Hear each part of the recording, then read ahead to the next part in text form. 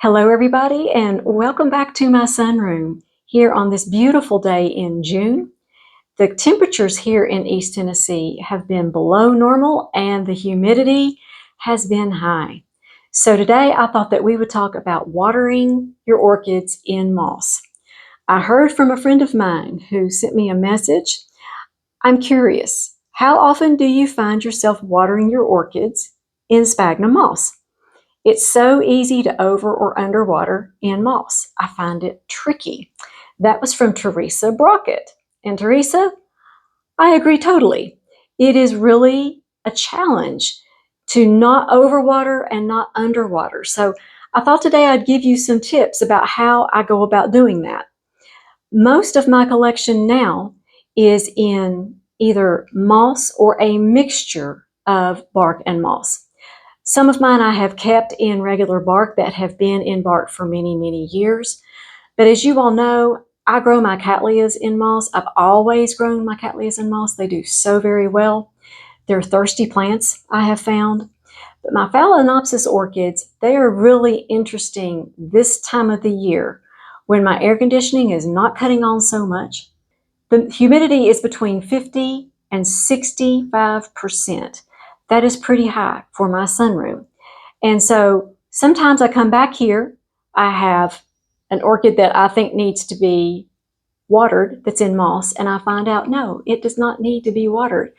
Some of them can go 2 weeks without being watered. And as you all know, I am a waterer. I tend to overwater, so I have to be very, very careful with the ones in moss. So I have kind of built in some checkpoints that I go through before I even water my orchids that are in moss. Now, if you are a beginner, or if you're somebody like me who just likes to overwater, I do tend to overwater, be very careful. If you're a beginner, I highly recommend you start out with an excellent bark, like Orchiata bark. That is a really good place to start. If you tend to overwater, you're going to have to be careful, because the number one way that you can kill roots is to overwater them, especially with the Phalaenopsis orchid. Oh goodness, if you overwater them, they're not going to like it. So I thought I would go through some of my collection, show you which ones need watering, which ones don't need watering yet, and why. Okay, so here's my Phalsogo Vivian, and she is in part bark and part moss. She's in a moss sandwich, as you all see. Okay, so I'm thinking about this. The roots look like they're about to turn silver, but do you see how they're still green? I could go ahead and water this one today, but do you see how the bottom part of this bark, see, this bark is dry. This is still damp. I can go a day or two. You see there's still plenty of moisture in this pot. So I think I'm going to hang off on watering this one today.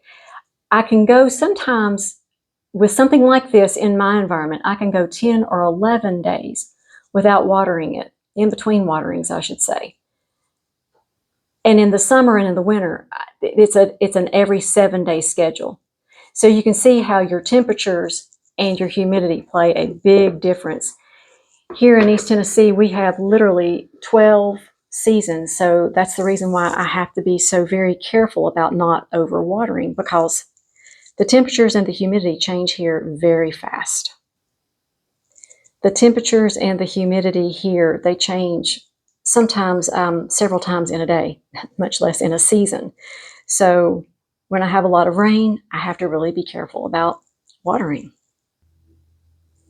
Okay, this is Phalaenopsis lutemanniana, and I repotted this one last month. So when you first repot your orchids in moss, the moss will tend to dry out a little bit quicker for the first month or two. You're going to notice that after it hits like the 3rd or 4th month, it becomes more established. It will stay hydrated easier, in other words. And I can feel, just by lifting this pot doesn't weigh anything. I can tell it's just the weight of the plant, the moss, and the bark. The bark on the bottom, see, it is not wet. And anyway, so this one is good to go. It's been 1 week, brand new moss for Phal lueddemanniana. I'm going to use a 3-ounce solo cup just to show you. You look at this and you think lots of water. When you're using moss, it's going to disperse the water and it's going to make it readily available to the plant. It also holds in nutrients very well, which is a very, very good thing. So just a little bit. This is 3 ounces of water, and this is going to be enough for this little plant.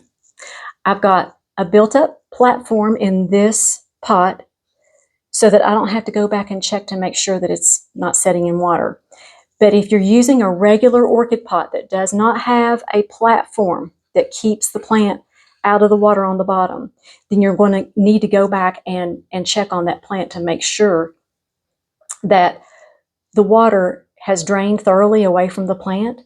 Because if you don't do that, whatever water is left on the bottom is going to be soaked up by the plant, and it can actually make your moss too soppy. Now, I know people who use that to their advantage. They kind of need to do that, but for beginners and for people like in my type of environment, I can't do that. I need to make sure that all that water wicks away and that the bottom of the pot doesn't stand in water. Okay, so you might be asking, all right, the bottom of mine is soppy wet. I've left this standing in water for too long, and now the sphagnum moss is just gross and it's too wet. It's soppy. What do I do? You're just going to place this on a paper towel, for about 30 minutes, 45 minutes. And moss is very wicking, so it's going to wick all the water away from the bottom of your pot. So if you tend to overwater and you find you've left your moss sitting down in water for too long, it's too soggy, just place it on a paper towel, and in about 30 minutes, I'd say 30 minutes to an hour, it's going to be absolutely fine. But do you see how it's not going to sit down in that excess water because of the little platforms in there? That's what I like to do so that I don't have to go back through every single time I water and make sure it's not setting in water. But this is a 4-inch pot. I used about 3 to 4 ounces of water. That's about 88 to 100 milliliters for this little plant. This is a complex hybrid Phalaenopsis called Ming Sing Red Rose. And okay, I repotted it back in April. So again, the moss is going to be more on the dry side still. So let's check the root system. Let's see what this one looks like. This pot is very light in weight. Okay, so that kind of tells me, and plus the roots that I see on the surface, they're silver, and these roots are silver. You see, these need to be watered. Okay, so this one is in a 6-inch pot. So I'm going to use between 6 to 8 ounces of water for this one. Okay, here we go. I do kind of like to not just water one side of the orchid. I've just kind of found that, yes, it does disperse the water very well, but when there's bark in here too, when you have a bark top layer, you want to wet that. So this is 8 ounces. This is 8 ounces of water. Okay, here again, this has a platform in it, and it's okay if some of it drips out. It's going to drop down into that platform at the bottom, and I've got some packing peanuts on top just because it sets better in this pot with a little bit more elevation. But as you see, I don't let it sit down in the water. All of the excess water is going to go down into the bottom of that platform, underneath the platform, and I don't have to go back through and throw that water away all the time. Maybe about, once a month, but I make sure that there's no water setting on top so that the moss doesn't stay down in water for too long. Okay, and here is my Vanda Parachart Classic, and I repotted this one about 3 months ago, And I noticed that I had been overwatering it. The roots on the back of the plant had just kind of rotted. Ugh. So I've decided I'm going to have to keep this one a little bit drier. And I think what happens is sometimes the roots on the very outside appear silver, and then the ones on the inside of that moss are still, yeah, you can tell there's still, see, it can be a little bit misleading sometimes. Sometimes you have to do some trial and error. When you repot and you see that you've got a lot of rotten roots, either you started out with a bad root system or you were overwatering. And so this is something that I always struggle with it. So this one I can tell just by the weight of the pot that there's a lot of moisture in that. So all I'm going to do with this one today is I'm just going to grab my sprayer and I'm just going to spray these aerial roots. Just kind of get that top a little bit wet. But that's all I'm going to do with this today. I'm probably going to wait another day or two to water this one. And a good rule of thumb to keep in mind is when you have a larger pot, they're going to dry out slower than a very small, like let's say 2 or 3 inch pot. This is a 6-inch pot, so there's a lot of moss in there. So it's going to take a while for that to dry out. So keep that in mind too. Large pot, the slower it's going to dry. Smaller pot, it's going to dry faster. Okay, and here comes the easy part. This is my new Cattleya Maris Song, and it's just been repotted a few weeks ago, and I can tell by just lifting that pot that it needs to be watered. Also, this Cattleya right here definitely needs, oh yeah, that doesn't weigh anything. So usually the Cattleyas, all year round, pretty much 1 week is about all they can go. They are thirsty.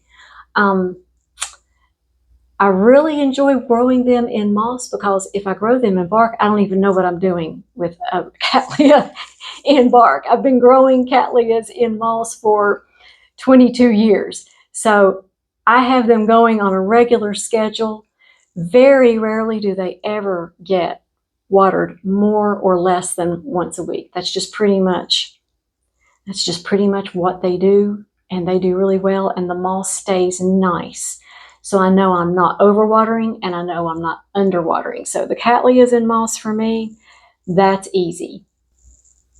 Okay, so Maris Song is in a 4-inch orchid pot.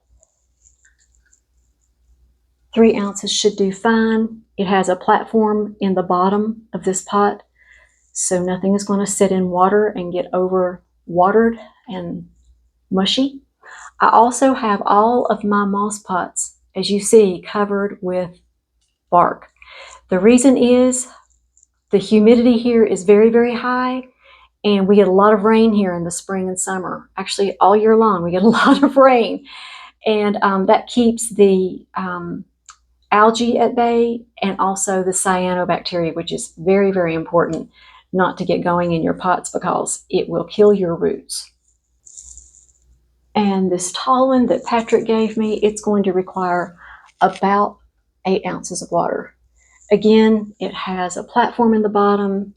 The extra water just drains underneath that platform, and I might have to go through and drain that pot maybe once a month because, you know, as the water accumulates underneath that little platform, it does pool up. So just make sure that your moss isn't setting in water.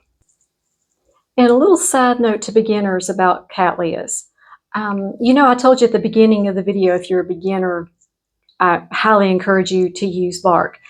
That is with Phalaenopsis orchids. With Cattleyas, I was a beginner. I started out my very first Cattleya in moss. It came in moss. And that was very unusual for that period of time. As a matter of fact, a lot of growers said not to do that. I had no problem growing Cattleyas in moss even as a beginner. Just as long as you know not to keep it too wet, I think you're going to do fine as a beginner, or like me, someone who tends to overwater. Cattleyas are more forgiving, and I believe that you'll do fine if you have Cattleyas in moss even as a beginner.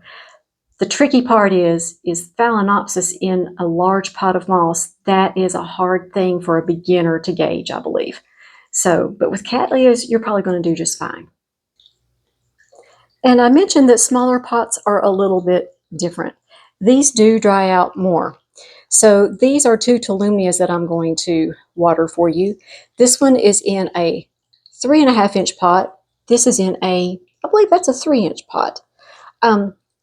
Okay, this one, you can't see the roots. So how in the world do you know when you're supposed to water this one? You lift the pot. I don't let the Tumnias completely dry out. I find that they pucker when I do.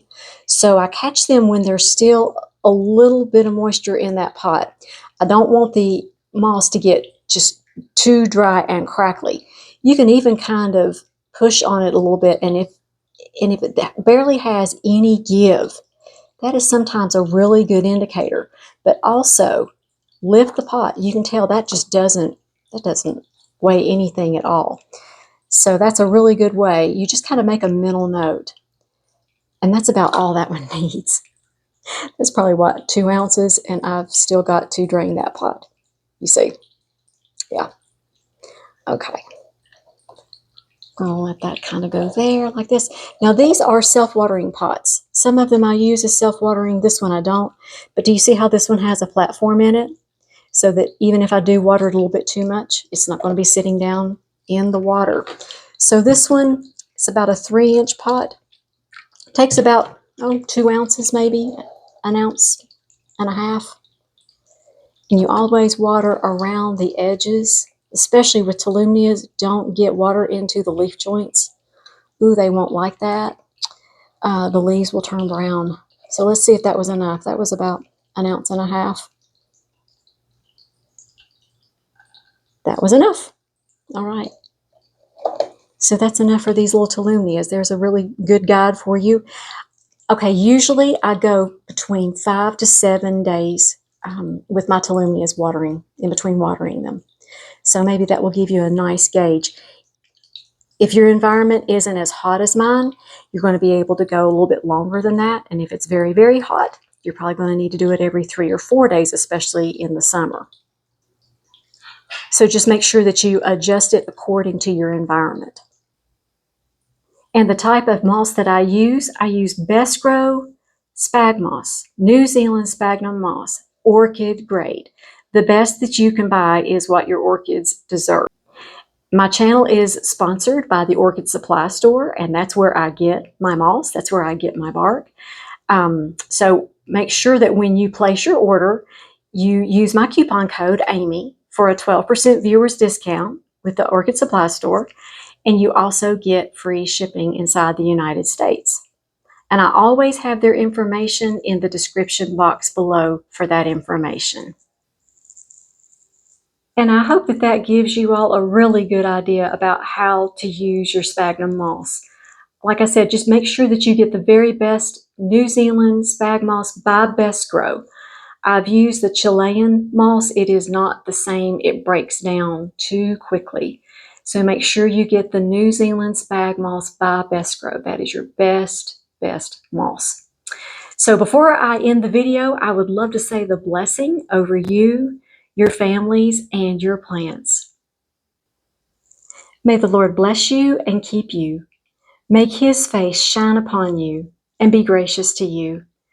May the Lord turn his face towards you and give you his peace. You all make it a great day. Thank you so much for watching, and we'll see you all next time.